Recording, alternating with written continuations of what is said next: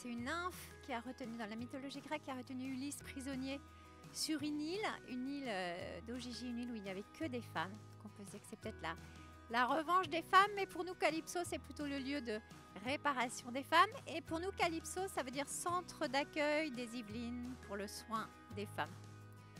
Voilà, et donc c'est un projet qui est né de la rencontre de Pierre Panel avec Rada Hatem. Rada Hatem qui est donc à l'initiative de la Maison des Femmes de Saint-Denis. Et Pierre Panel était chef de service du service gynéco-obstétrique de l'hôpital de Versailles. Et j'imagine que, voilà, je crois qu'elle est allée le chercher, elle lui a dit, bah, pourquoi pas une maison des femmes dans les Yvelines, et qu'il a dit, bah, chiche, banco, on y va. Et qu'il a eu la chance d'être très porté et entendu par la direction.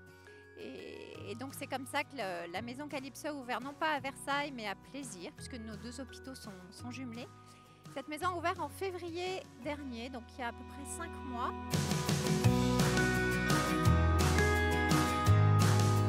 La marque de fabrique d'une maison des femmes, c'est que c'est un lieu unique pour une prise en charge globale.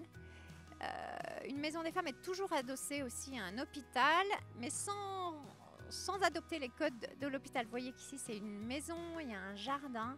On est loin des codes hospitaliers, de l'austérité de l'hôpital. Pour nous, ce qui était important, c'est d'avoir un lieu chaleureux, accueillant, un lieu cocon pour les femmes, pour qu'elles puissent se sentir en sécurité et vraiment accueillies. Et je disais lieu unique pour une prise en charge globale.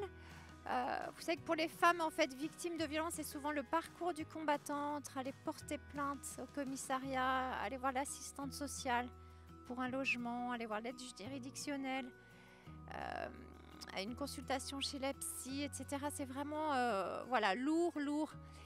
Et qu'en fait, l'idée, je trouve magique d'une maison des femmes, c'est de se dire que c'est en un lieu unique que sont réunis les divers professionnels qu'elle est amenée à rencontrer. Et donc, dans notre maison Calypso, on a des sages-femmes, on a des conseillères conjugales, on a une psychologue spécialisée dans la prise en charge des psychotraumas, on a une assistante sociale. Et puis, on a divers ateliers aussi qu'on va mettre en place petit à petit. On a déjà eu un atelier de lâcher prise par la danse et le mouvement. On a un atelier estime de soi. À venir à la rentrée, un atelier karaté. Donc voilà, l'idée étant de proposer aux femmes des lieux, des temps, des personnes ressources pour reprendre confiance en elles, pour se reconstruire, pour juste être bien, se poser, se reposer, se reconnecter. Je disais tout à l'heure à une femme que je rencontrais, je reconnectais à leur puissance en fait, à ce qui est au fond d'elles, mais qui souvent a été abîmé, occulté, bafoué. Voilà, se reconnecter à tout ce qui est bon et tout ce qui est fort en elles. Donc voilà la raison d'être de notre maison Calypso. Et puis, comme la plupart des maisons des femmes aussi, on accueille au sein de nos locaux un centre de planification.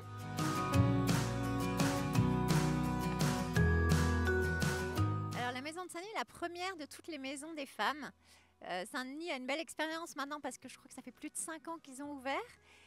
Ils servent de modèle en fait aujourd'hui pour les structures de prise en charge des femmes victimes de violences. Et donc une subvention de l'ARS est calquée sur le modèle de Saint-Denis pour développer la prise en charge de ces femmes. Donc on dit assez souvent que Saint-Denis c'est notre grande sœur en fait. La maison des femmes grande sœur, et qu'il va y avoir en France maintenant une multitude de petites sœurs de la maison des femmes de Saint-Denis. Petites sœurs qui sont amenées à grandir pour devenir aussi...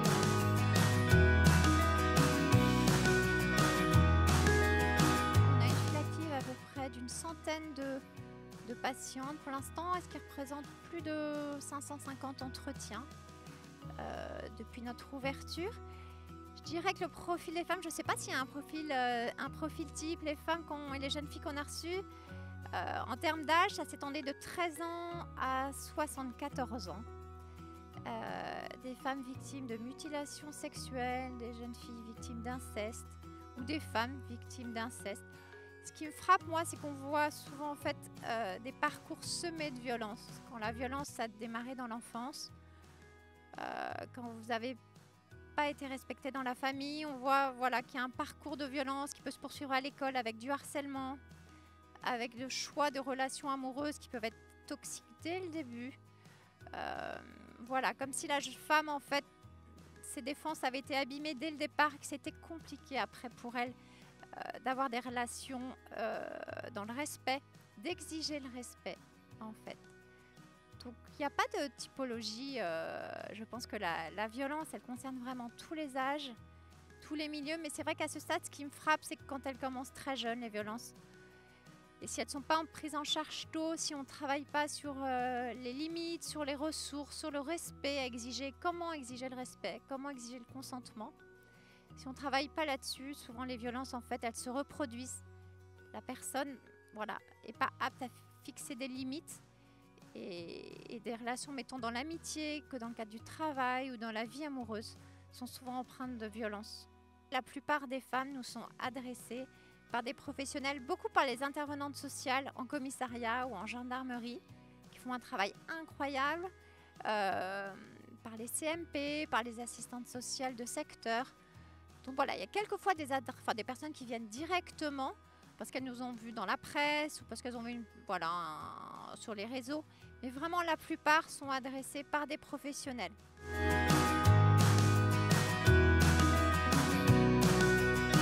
Le pôle 12-25 ans me tient particulièrement à cœur parce que c'est celui que j'ai développé depuis 12 ans, qu'on appelle l'Accueil Jeune 78, vie affective et sexualité.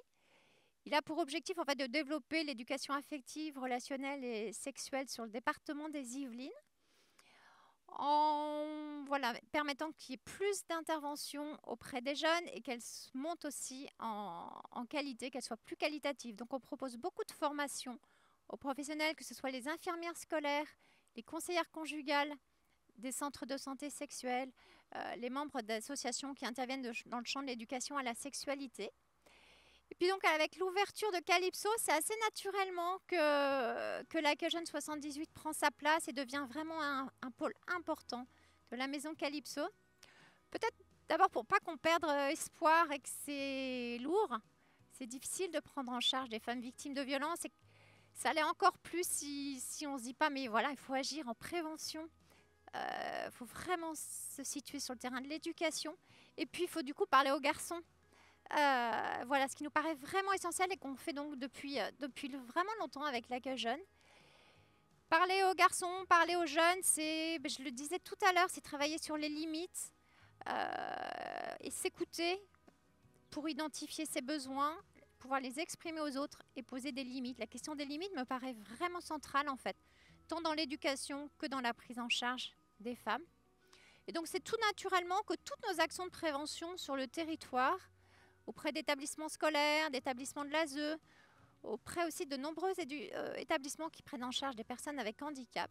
C'est tout naturellement qu'elles complètent et qu'elles donnent encore plus de sens à tout ce qu'on fait ici à Calypso.